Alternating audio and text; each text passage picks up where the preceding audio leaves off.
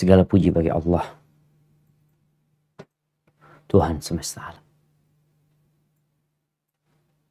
Wa bihi nasta'in ala umurid dunya waddin.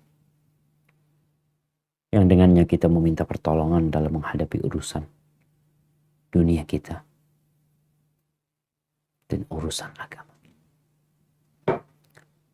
Wassalatu wassalam ala sayyidil mursalin wa imamil muttaqin. Sayyidina wa maulana Muhammadin wa ala alihi wa ashabihi ajma'in. Salat dan salam semoga tercurahkan untuk baginda Nabi kita, pemimpinnya orang-orang yang bertakwa, penghulunya para utusan Allah, Nabi Muhammad alaihi salatu wassalam, dan untuk keluarga beliau, untuk istri-istri beliau, untuk putra-putri beliau, dan untuk seluruh sahabat Nabi. Semoga Allah meridai kita bersama mereka. Amma ba'd, jemaah rahimakumullah, sebagian manusia tidak mudah menerima nasihat, bahkan mencampurkan. Dalam kehidupan rumah tangga, mungkin sang suami mendapati istrinya seperti itu. Sulit dikasih tahu. Atau sebaliknya, istri mendapati komandannya di rumah berat untuk menerima nasihat. Sebagian tidak mudah melaksanakan ketaatan. Sholat yang 5 waktu bolong-bolong. Sedangkan untuk pekerjaan, dia termasuk karyawan ideal. Bahkan berulang kali mendapatkan reward atas bagusnya kerjaan dia. Dedikasi dia, kedisiplinan. Tapi sholat yang 5 waktu nggak dikerjakan. Bahkan termasuk bersegera dalam kemaksiatan. Sebagian hatinya tenang tatkala mendengarkan alunan suara musik. Tenang. Bahkan dia tenggelam di dalam alunan dan arus. Dan tatkala mendengarkan Al-Quranul Karim, dia gelisah. Gelisah. Mendengarkan kajian dia skip. Ada apa? Sebagian dari kita kalau perbincangan di grup itu tentang dunia, semangat. Tapi kalau agama yang menjadi topik, nasihat-nasihat disampaikan, maka mereka sedih dan muak tatkala agama mulai dibawa-bawa. Ada majelis-majelis seperti itu. Ada grup-grup seperti itu. Ahibati fillah. Ada apa sama kita? Allah Jalla Jalaluh berfirman di surat Al-Hadid ayat 16. Menegur orang-orang yang sudah lama beriman. Bukan mu'alaf baru masuk Islam. Setahun, 2 tahun. Udah lama masuk Islamnya. Udah banyak ilmunya. Tapi Allah menegur mereka. Apanya yang ditegur? Hatinya. Al-qalb. Allah menegur agar orang-orang beriman ini tidak seperti kaum Nasrani, tidak seperti kaum Yahudi yang hati mereka keras. Diutus Nabi kepada mereka. Sebagian Nabi dibunuh. Na'udzubillah. Teguran dari Allah ini tentunya untuk kita sebagai pengikut Nabi alaihi salatu wassalam yang sudah panjang jarak kita sama Nabi alaihi salatu wassalam. Yang sebagian kita sudah 40 tahun Islam. Sebagian kita sudah 50 tahun Islam. Sebagian kita sudah 60 tahun Islam. Tapi belum tunduk hatinya. Belum mau menerima kebenaran tersebut dengan hati yang penuh dengan kedamaian melaksanakannya. Masih berat.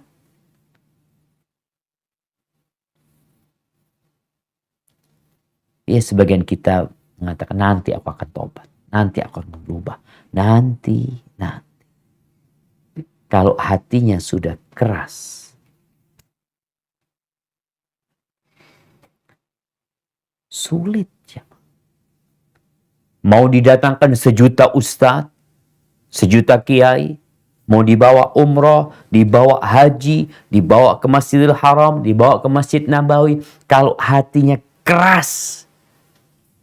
Abu Jahal hidup di mana? Di Mekah. Dekat dengan Masjidil Haram. Abu Lahab, pamannya Nabi alaihissalam. Tapi keras hati. Ayat-ayat dibacakan. Tidak tersentuh. Bahkan yang ada mereka berusaha untuk membuat kegaduhan agar peringatan Allah tidak didengar. Kalau berbicara bagaimana kita mengobati hati yang keras, maka kita harus tahu sebabnya. Kalau udah tahu sebabnya, ya tahu obatnya. Jadi ada obat yang dikasih sama dokter.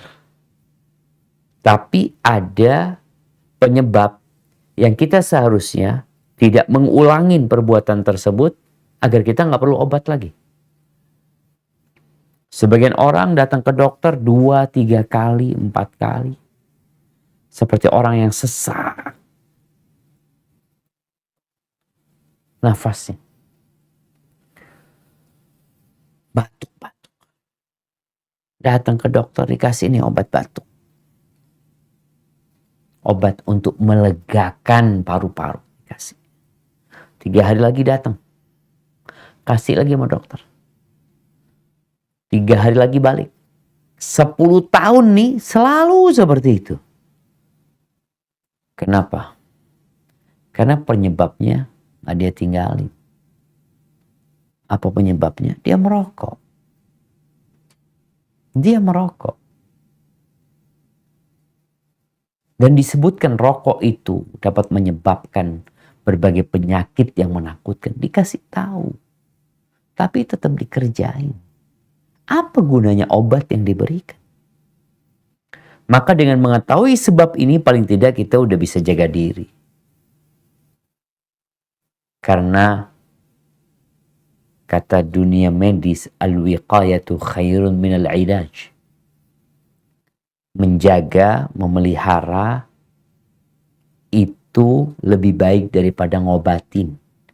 Jangan sampai hati kita keras baru kita mau cari obatnya.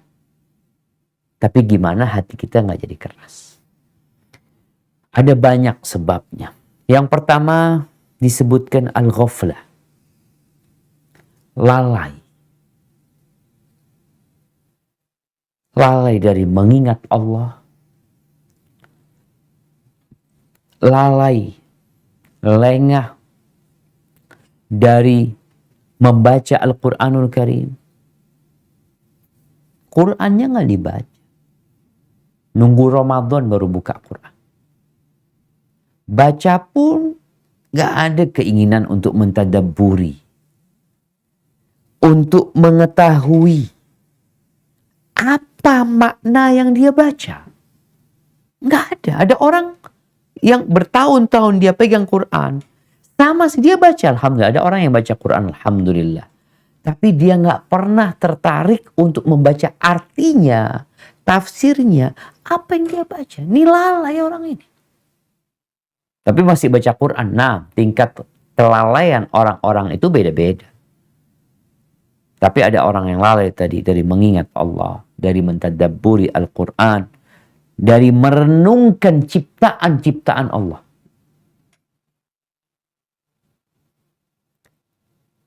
Subhanallah jemaah. Ada kawan cerita, kebanyakan dokter-dokter syaraf di luar sana itu ateis. Padahal dia itu ketika mengoperasi orang ini, dia lihat bagaimana saraf-saraf itu yang gak mungkin dibuat oleh manusia. Tapi lalai, dia tidak mentadabburinya, tidak merenungkan. Melihat rembulan yang malam ini sudah melewatin bulatnya, yang nanti akan mengecil, kemudian hilang. Siang malam yang terus berkejar-kejaran. Ketika dia makan, dia dapat melihat ada ikan kadangkala yang enak yang disuguhkan. Ada nasi. Dia renungkan enggak? Ini nasi bisa sampai ke meja makan, gimana ceritanya? Oh, ya beli dari minimarket. Taib, kok bisa ada di minimarket? Oh, kayaknya dari gudang. Gudang beli ke petani. Petani menanam. Ditanam, dipupuk, ditungguin, dijagain, dipanen. Tahu-tahu nyampe ke meja makan kita.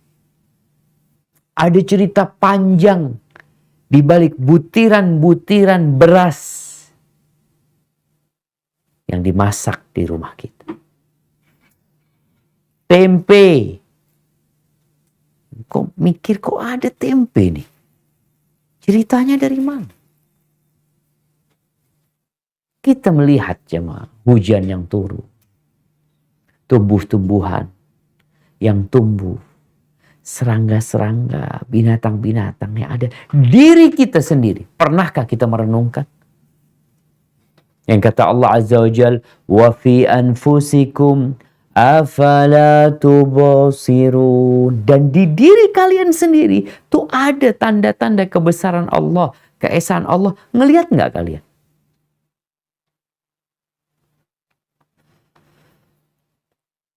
Dan lalai dari mengingat Allah ini benar-benar akan menjadikan orang itu linglung, menderita hidup, berpaling dari membaca Quran, dari berzikir. Apa yang akan terjadi? Maka Allah akan jadikan bagi dia penghidupan yang sepi. Dan kelak akan dibangkitkan pada hari kiamat dalam kondisi buta. Lalu dia mengatakan, qala rabbi lima hasyartani a'ma wa qad kuntu basira. Wahai Rabbku, kenapa engkau himpun aku dalam kondisi buta? Keluar dari kuburannya. Dia nabrak sana, nabrak sini, dia tidak tahu jalan. Dia bertanya, kenapa aku dihimpun dalam kondisi buta? Qala kadzalika atatka ayatuna fanasitaha. Engkau yang jadi masalah. Datang peringatan-peringatan kami kepadamu. Ayat-ayat kami datang kepadamu. Engkau abaikan. Wa kadzalika al-yawma tunsa. Hari ini engkau dilupakan. Ahibati fillah. Kalau kita lalai dari mengingat Allah, sengsara hidup kita. Allah ketika menyebutkan orang-orang beriman, sifat mereka tuh, idza tuliyat alaihim ayatuhu zadathum imana. Idza dzukirallahu wajilat qulubuhum wa idza tuliyat alaihim ayatuhu zadathum imana wa ala rabbihim yatawakkalun. Apabila disebut nama Allah, bergetar hati mereka karena lembut hatinya, enggak keras. Dibacakan ayat-ayat Allah, bertambah keimanan mereka. Tapi apakah kita seperti itu? Atau kita terjebak dalam rutinitas yang hampa, hambar. Di surat Al-Hasyr ayat 21. Apa kata Allah SWT? Abu Sa'ud yang menafsirkan ayat ini dalam tafsirnya mengatakan ayat ini diinginkan untuk menegur orang-orang yang hatinya keras. Yang dibacakan Quran dia nggak tunduk. Gunung aja terbelah jemaah. Ini menunjukkan hati kita lebih keras dari gunung itu. Kalau kita tidak mentadabburi Al-Quran. Ayat-ayat Quran dibacakan tidak menambah keimanan kita. Di surat Al-Hajj ayat 46. Allah Azza wa Jal menegur orang-orang yang tidak mau mentadabburi ciptaan Allah. Bintang-bintang yang menghiasi langit. Burung-burung yang berterbangan. Ikan-ikan yang berada di lautan berenang. Dan semua ciptaan. Semua tanpa terkecuali. Ketika dia memandangnya, melihatnya, kemudian lalai dengan kebesaran Sang Pencipta, dia tambah keras hatinya. Berangkat ke puncak, rekreasi, berangkat ke pantai, ke berbagai macam tempat. Pulang dari tempat-tempat itu, hatinya nggak lembut. Tambah keras hatinya. Kenapa? Karena dia tidak menggunakan kesempatan itu untuk merenungkan ciptaan. Sebagian orang di rumahnya punya akuarium yang berisi ikan arwana. Dia bangga memiliki ikan itu. Tapi dia nggak bangga dengan yang menciptakan ikan. Dia tidak duduk merenungkan betapa indahnya sirip satu persatu yang tersusun rapi. Dengan warna yang indah. Dia berbangga karena dia bisa beli ikan itu. Tapi dia tidak merenungkan. Makanya nggak tambah beriman dia. Punya ikan arwana. Yang harganya puluhan juta. Beli ikan koi. Harga 30 juta. Ditaruh di kolamnya. Indah itu ikan. Yang ada dia berbangga karena dia punya ikan koi yang harganya mahal. Dengan warna yang begitu indah. Tapi dia tidak membuatnya bangga dengan yang menciptakan ikan koi. Ini lalai ya. Yang membuat hati itu jadi keras. Padahal kemanapun kita pergi sebenarnya kita melihat. Ciptaan Allah. Engkau ngelihat semut aja. Kalau engkau renungkan. Engkau akan beriman sama Allah Azza wa Jalla. Akan lembut hatimu. Ketika lihat rombongan semut itu. Engkau mau berangkat kerja. Lihat rombongan semut lagi jalan-jalan. Kemana mereka? Itu mau berangkat kerja. Semut-semut itu mau kemana? Rombongan mereka. Subhanallah. Sebab yang kedua yang menyebabkan hati itu jadi keras adalah banyak berbuat kemaksiatan. Kemaksiatan ini walaupun kecil itu menjadi pembuka untuk lahirnya kemaksiatan yang lain. Jadi jangan meremehkan kemaksiatan. Jadi kadangkala orang ini menganggap remeh sebuah perbuatan dosa, tapi karena udah kelamaan berbuat dosa, lemah dari hatinya pengagungan buat Allah. nggak lagi mengagungkan Allah. Nggak ada rasa takut sama Allah. Yang dulunya ketika berbuat dosa langsung istighfar, hilang tuh. Karena udah kebanyakan dosanya. Rasulullah SAW mengatakan dalam hadis yang diriwayatkan Imam Tirmidzi, Innal mu'min idza adnaba kanat nuktatan sauda fi qalbi. Sesungguhnya seorang mukmin apabila berbuat dosa, maka akan ada noktah hitam di jantungnya. Kalau mungkin yang namanya jantung tersumbat, mungkin noktah-noktah hitam ini seperti sumbatan-sumbatan di jantung tersebut. Yang kadang-kala kalau sumbatannya sedikit masih enak. Tapi kalau kebanyakan, dia nggak bisa bergerak. Dia seperti orang yang tertindih dengan barang yang berat sekali. Susah dia bernafas. Keringat. Udah rusak nih jantung. Ketika berbuat dosa, satu dosa jadi noktah. Jadi penyumbat tuh. Fa in taba wa naza'a wastaghfara suqila qalbuh.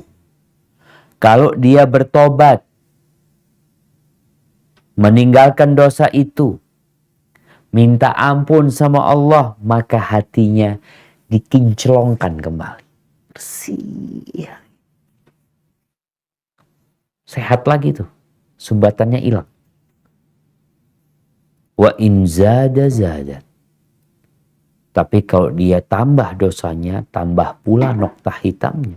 Hatta ya'luwa qalbahu. Sampai akhirnya hitam itu menutupi hatinya. Dan kadangkala tutupan itu keras. Sehingga nggak bisa tembus tuh nasihat-nasihat. Petuah-petuah nggak bisa, udah ketutup dan tutupnya keras. Allah Azza wa Jal kata Nabi SAW, alladhi dzakar ran, alladhi dzakar Allah Azza wa Jal fil Quran. Itu yang namanya ran. Yang Allah sebutkan dalam Al-Quran Al-Karim. Di surat Al-Mutaffifin ayat 14. Kalla inna kitabal fujjari lafi sijjin. Tentang para pelaku, tentang orang-orang jahat. Mereka itu hatinya udah ketutup gara-gara dosa mereka. Yang kalau bicara keinginan taubat masih ada kadang-kala. Kadang-kala udah parah banget ya. Yang baik dianggap buruk, yang buruk dianggap baik. Makanya kadang-kala kita melihat ada orang-orang yang menganggap homoseksual itu lumrah. Bukan penyakit, bukan. Kenapa? Ya, karena kondisi hatinya udah ketutup. Bagaimana Nabi Lut ketika menyuruh kaumnya, kalian itu tuh perempuan-perempuan tuh, datengin mereka istri-istri kalian, menikahlah kalian. Kata mereka, malana fi banatika min haq. Wa innaka la ta'lamu ma nurid. Enggak, kita urusan perempuan-perempuan enggak punya hak kita untuk urusan itu. Engkau tahu apa yang kita mau. Sakit. Salah seorang ulama mengatakan, i'lam anna dzunub turithul ghaflah. Ketahuilah bahwasanya dosa itu mewariskan kelalaian. Tadi kita sebutkan sebab pertama itu kita lalai. Kita lalai kenapa kita diciptakan. Yang ada dalam benak kita itu, ya udah hidup cuma ini gitu. Kita lalai dari mentadabburi Al-Quran, mentadabburi ciptaan Allah. Dan dosa itu mewariskan kelalaian. Wal ghafla turithul qaswah. Dan kelalaian ini yang akan menyebabkan kerasnya hati. Wal qaswatu turithul bu'da minallah. Ketika hatinya keras, maka dia akan jauh dari Allah. Dan jauh dari Allah akan memasukkan ke neraka. Wa innama yatafakkar fi hadzal ahya. Orang yang bisa berpikir apa yang diucapkan, bahwasanya dosa mewariskan kelalaian, mewariskan kerasnya hati, mewariskan kita jadi jauh dari Allah. Kalau sudah jauh dari Allah, yang neraka tempatnya nanti. Ini orang yang bisa berpikir seperti ini itu orang hidup. Orang yang hatinya hidup. Kita ngomong kayak gini, kalau hatinya mati, nggak ada gunanya. Wa ammal amwat. Adapun orang-orang yang mati, dia udah membunuh diri mereka dengan kecintaan mereka kepada dunia. Nah, dalam bayangan dia hidupnya cuma di sinilah yang kita harus nikmati. Kadang-kala seperti itu. Makanya orang kalau sudah teledor dari melaksanakan yang wajib, sholat nggak benar, bolong-bolong sholatnya, durhaka sama orang tua, memutuskan silaturahim, puasa enggak, zakat nggak ngeluarin, riba dia lakukan, ya udah hati jadi keras. Makanya Allah Azza wa Jalla berfirman di surat Al-Maidah ayat 13, apa kata Allah Azza wa Jalla tentang Bani Israel? Kenapa orang-orang Yahudi dilaknat? Kemudian Allah jadikan hati mereka keras membantu. Karena mereka melanggar perjanjian yang ada. Kita punya perjanjian sama Allah. Allah berikan kepada kita segala fasilitas. Kedua tangan kita, siapa yang ngasih? Orang tua kita? Enggak. Kantor tempat kita bekerja? Enggak. Siapa? Bupati? Gubernur? Presiden? Enggak. Siapa yang ngasih? Allah Azza wa Jalla. Terus kita punya tugas mengabdi kepada Allah. Laksanakan perintahnya. Jauhi larangannya. Orang kalau dikasih fasilitas sama kantor, dikasih motor, kasih rumah, kasih mobil, mau nggak mau dia harus tahu diri. Ini orang enggak. Maka hukumannya dilaknat sama Allah, dijadikan hatinya keras. Na'udzubillah min dzalik. Sebab ketiga yang menyebabkan orang itu hatinya keras adalah kecintaan kepada dunia yang menyebabkannya bergantung dengannya, sibuk dengan kelezatan-kelezatan dunia. Yang ada di benaknya adalah ya perutnya dan yang di bawah perutnya. Bas itu yang dia pikirkan.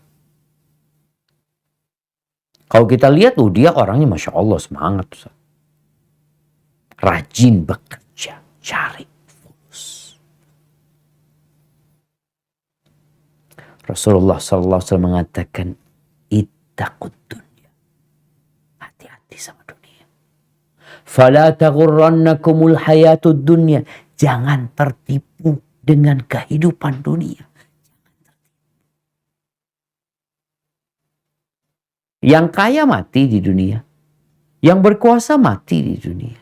Yang pinter mati di dunia. Yang cantik mati di dunia. Jangan tertipu dengan kehidupan. Nggak lama kita hidup di dunia. Makanya orang kalau sudah sibuk dengan dunianya, ya kata Allah Azza wa Jalla, wailul likulli humazatil lumaza alladzi jama'a malan wa 'addadah.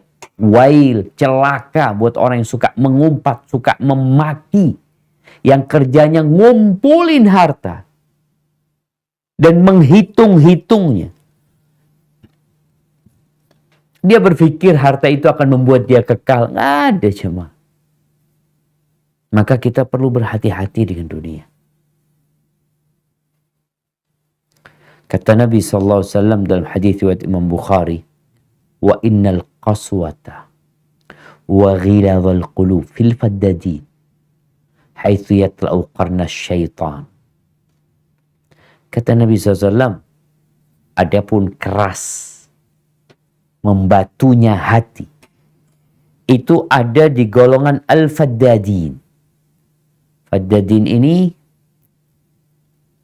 adalah orang-orang yang suka teriak-teriak ngurusin hewan ternak mereka. Onta, sapi, kebun mereka. Sibuk dengan itu, hati jadi keras gitu. Makanya orang yang kerja di pasar doang, ya, nggak pernah datang kajian. Sebelum subuh udah berangkat ke pasar, dengar adzan tetap dia buka ini itu. Hiburan ini, hiburan itu. Subhanallah, hati itu bisa berkarat.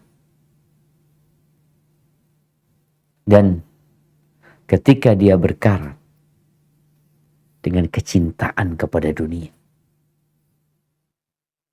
dia jadi menderita hidupnya.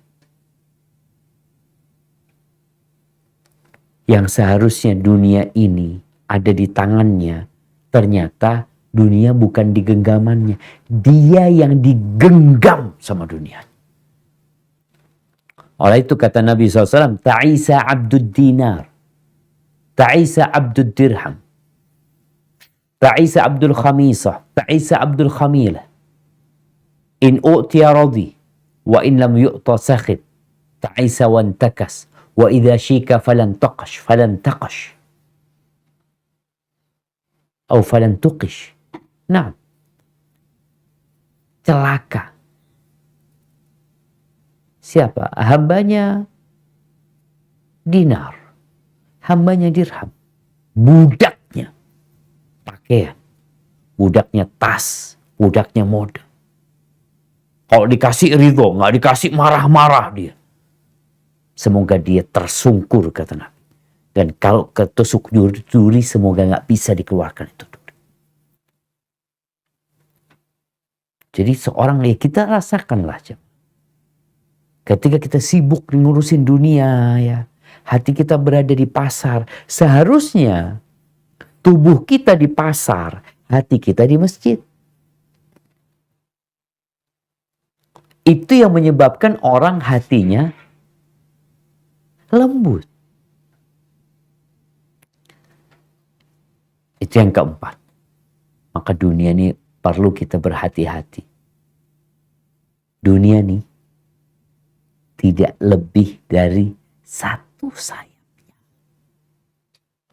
Engkau punya uang 1 triliun, itu tidak lebih dari satu sayap nyamuk. Engkau punya negeri Indonesia, tidak lebih satu sayap nyamuk. Semua dunia dan isinya.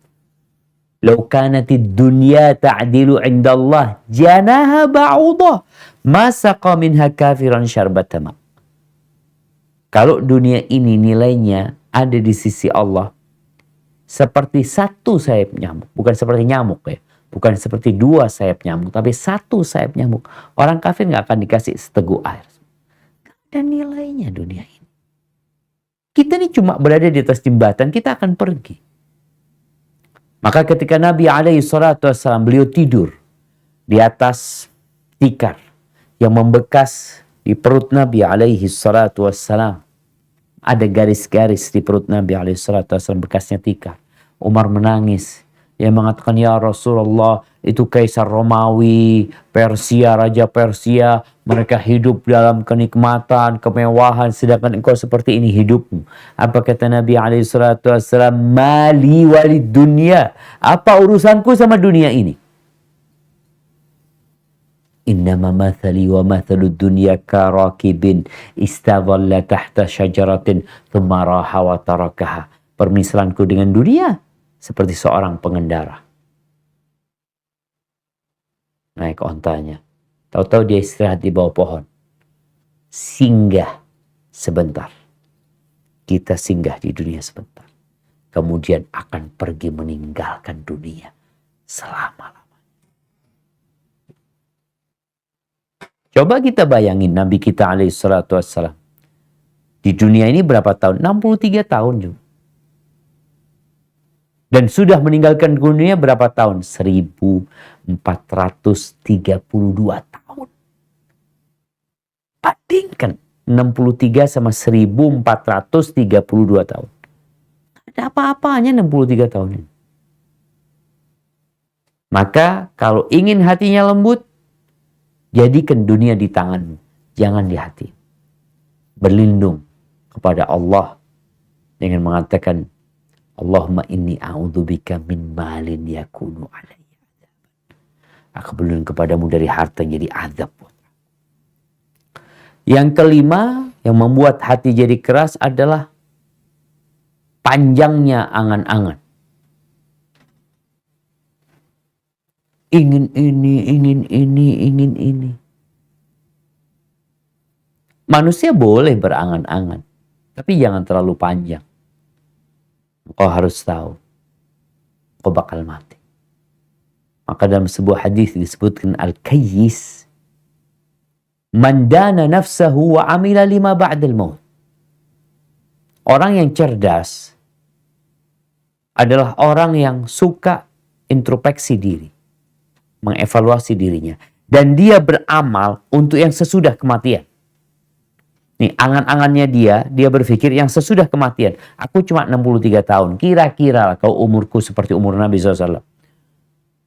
Bisa kurang, bisa tambah. Aku akan berbuat yang setelah kematian. Itu orang cerdas. Hatinya akan lembut orang kau ingat dengan kematian. Wal ajiz man atba'a nafsahu hawaha wa tamanna 'ala Allahil aman. Orang yang bodoh, orang yang lemah adalah yang mengikuti hawa nafsunya, lalu dia berangan-angan atas Allah. Oh, Allah Maha Pengampun, Allah Maha Pengasih. Akhirnya terus dia berbuat dosa dengan dalih Allah Maha Pengampun. Allah Maha Pengampun itu agar engkau bertobat, bukan agar engkau berbuat dosa. Yang keenam, yang menjadi penyebab kerasnya hati adalah berlebih-lebihan dalam hal yang mubah-mubah.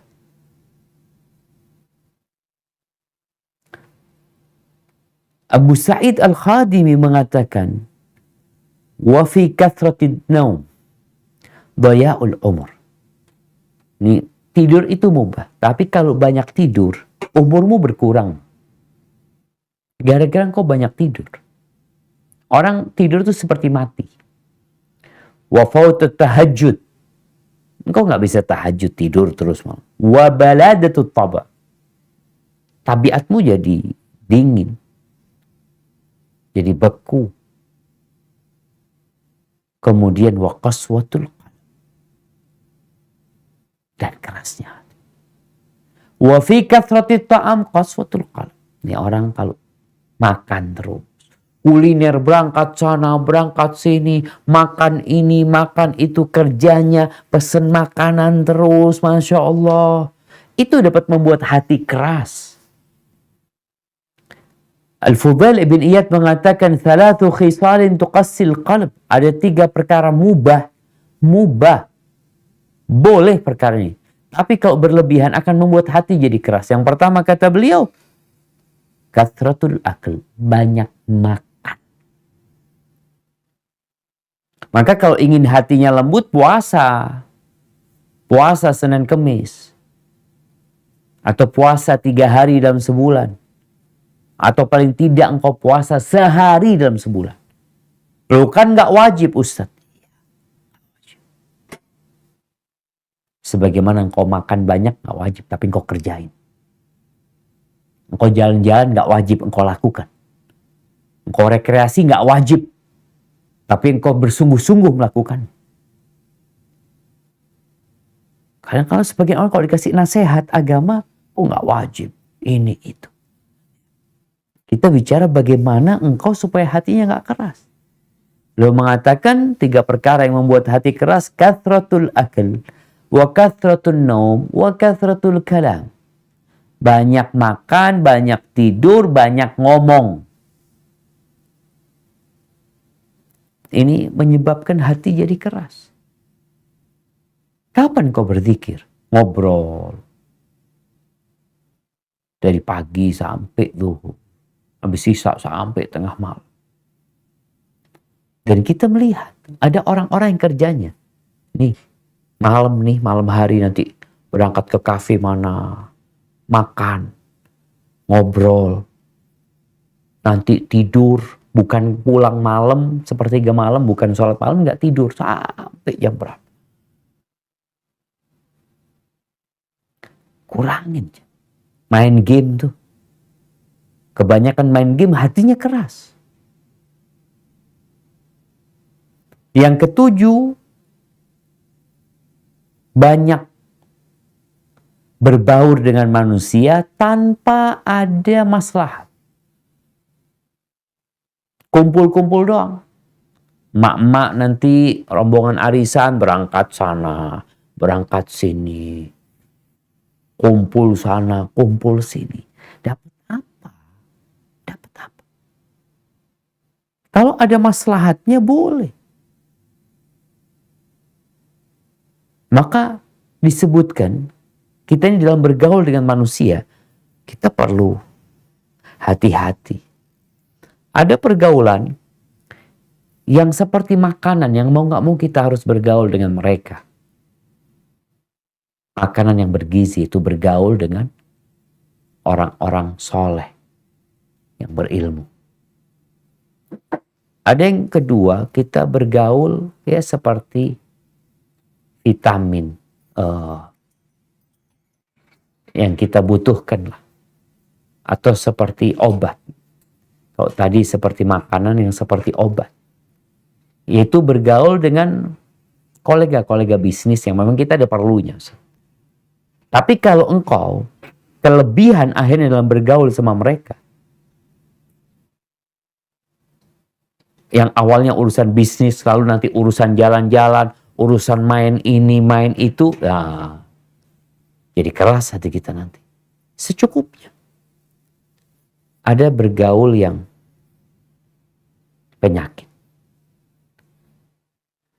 Bergaul sama orang, nggak ngapa-ngapain, ngomong kosong, no. Main ini, main itu. Ada yang bergaul sama orang itu racun buat kita ketika kita bergaul dengan orang-orang yang gak soleh, yang suka berbuat dosa. Karena gak enak ini itu, akhirnya bergaul sama mereka, kebawa sama mereka.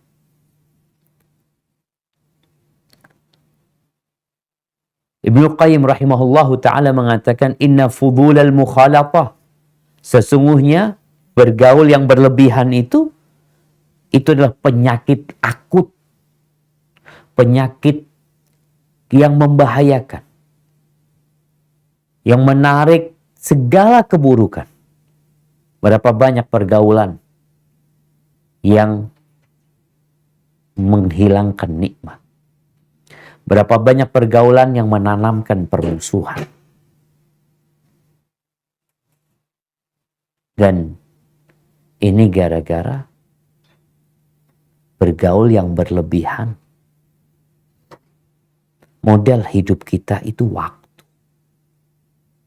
Waktu kita kadangkala kita habiskan untuk hal-hal yang kurang berguna. Kemudian yang kedelapan, yang menyebabkan kerasnya hati, ya kita nggak berkasih sayang sama orang. Makanya ketika ada orang datang kepada Nabi SAW mengeluhkan kerasnya hati, apa kata Nabi SAW?